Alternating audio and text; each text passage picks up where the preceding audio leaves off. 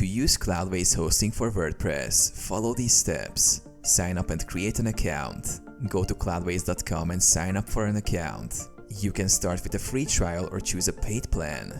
Launch a server. After signing in, click Launch to set up a new server. Choose a cloud provider. Select server size and location based on your needs. Install WordPress. Under Select your application, choose WordPress or WordPress with WooCommerce if you're running an online store. Name your WordPress app, server, and project. Access WordPress dashboard.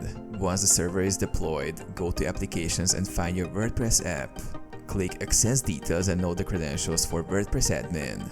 Open the WordPress admin panel link and log in using the provided credentials. Domain and SSL setup. In Domain Management, add your domain. To secure the site, navigate to SSL certificate in the Cloudways dashboard and enable Free Let's Encrypt SSL. Manage WordPress. Access your WordPress dashboard to install themes, plugins, and manage content.